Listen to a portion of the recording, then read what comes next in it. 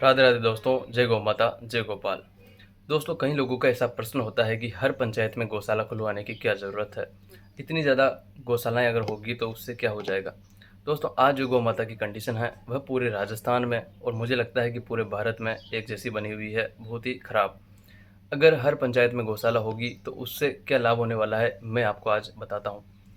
दोस्तों, आज गाँव में हमारी पंचायत में जितने भी गाँव आते हैं, लोग जो है गौ माता को, सभी के नहीं कह रहा हूँ लेकिन अधिकतर गौ माता को जो छोड़ते हैं, तो छोड़ने के बाद दोस्तों वो उसकी तरफ कब देखते हैं, जब वह पेट से हो जाती है, मतलब फिर से दूध देने लायक हो जाती है। तब तक दोस्तों वह क्या खाती है, क्या पीती है, कहाँ रहती है, कहाँ सोती है, कुछ नहीं पता। दोस्तों, उनको ये बताना होगा कि गौ माता प्लास्टिक खाती है, कचरा खाती है और इसके अलावा उन्हें सोने को अच्छा स्थान नहीं मिलता है। उनका एक्सीडेंट हो जाए इसलिए वह रोड पर भटकती है, क्योंकि उन्हें भी पता है कि हम अगर बाहर मतलब रोड पर नहीं आए तो हमारी तरफ कौन देखेगा। दोस्तों, कुल मिला के गौ माता को कष्ट मिलता है और यह कष्ट दोस्तों वापस किसको भोगना है, हमको भोगना है। हमको मतलब कौन, जो गौ माता को छोड़ रहा है। और हम लोग इसका विरोध नहीं कर रहे हैं, हम लोग गौ माता के लिए कुछ नहीं कर रहे हैं, तो हमें भी दोस्तों इसका फल मिलेगा। बराबरी वाली बात है यहाँ पर। तो दोस्तों, अगर हर पंचायत में गौशाला होगी तो जिसको गौ माता को छोड़ना है वो गौ माता को पंचायत की गौशाला में छोड़ देगा। और इससे क्या होगा कि गौ माता को अच्छा खाना मिलेगा, रहने को अच्छा स्थान मिलेगा, पीने को अच्छा पानी मिलेगा। और इससे क्या होगा कि गौ माता जो कष्ट भोगने वाली थी वह उस कष्ट से बच जाएगी। जब आपको लगे कि गौ माता को वापस अपने घर लाना चाहिए तब आप उन्हें घर ले आइए। अगर पंचायत में गौशाला होगी तो गौ माता को जो आज कष्ट मिल रहा है वो नहीं मिलेगा। और इसका सबसे बड़ा जो फ़ायदा है वो आपकी ही पंचायत को मिलेगा, क्योंकि दोस्तों आगे आने वाला जो समय है भविष्य मालिका के अनुसार, और ये अब मैं सब कुछ जान कर कह रहा हूँ, मतलब 2 साल से जो भविष्य मालिका में लिखा है वही हो रहा है और उसके प्रूफ वीडियोस इस चैनल पर आपको देखने को मिल जाएंगे। अग्नि प्रलय, जल प्रलय, ये सब अब भविष्य में होने वाली है। बुरी बुरी बीमारी आने वाली है। कोरोना भी दोस्तों दस्तक दे चुका है वापस, और ये सब दोस्तों अब बहुत ज़्यादा होने वाला है। परमाणु हमले, विश्व युद्ध, इसके अलावा दोस्तों कई सारी बातें हैं, दंगे वगैरह।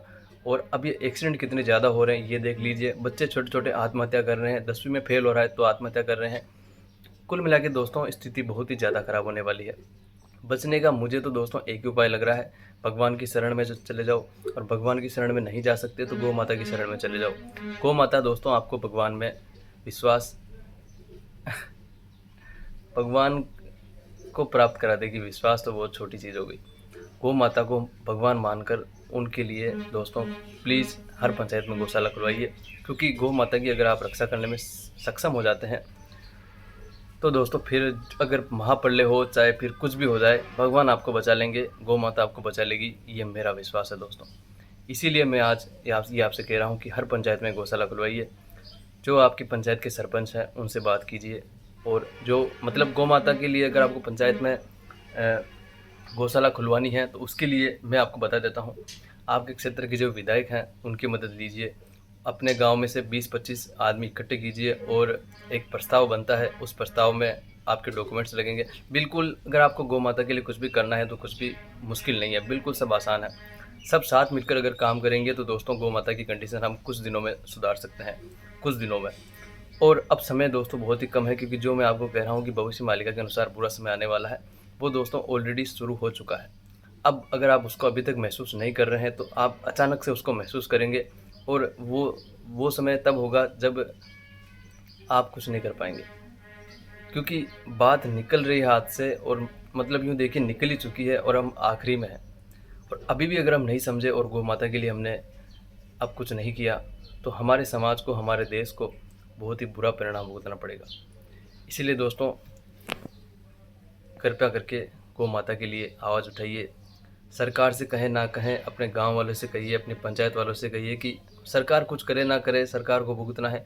आप अपने आप बारे में सोचिए, अपने गांव के बारे में सोचिए, अपनी पंचायत के बारे में सोचिए, गौ माता के बारे में सोचिए दोस्तों। बहुत बहुत कृपा होगी गौ माता की हम सब पर। गौ माता ही है जो अभी हमें बचा सकती है, और गौ माता की कंडीशन अगर हमने नहीं सुधारी तो भगवान भी हमें नहीं बचाएंगे, क्योंकि गौ माता में दोस्तों 33 कोटि के देवी देवता होते हैं। इसीलिए अगर आप गौ माता को छोड़ते हैं तो फिर वो 33 कोटि के देवी देवताओं को भी आप छोड़ रहे हैं। अब गौ माता को कोई डंडा मारेगा, कोई पीटेगा, या फिर उन्हें कोई खिलाएगा पिलाएगा नहीं। गौ माता प्लास्टिक खाएगी, कचरा खाएगी, तो वो सब 33 कोटि के देवी देवताओं के साथ भी हो रहा है। तो उसका कारण दोस्तों आप ही है, क्योंकि आपने गौ माता को छोड़ दिया है। अब जो उन्हें देखकर भी कुछ नहीं कर रहे हैं वो भी उसी लाइन में हैं।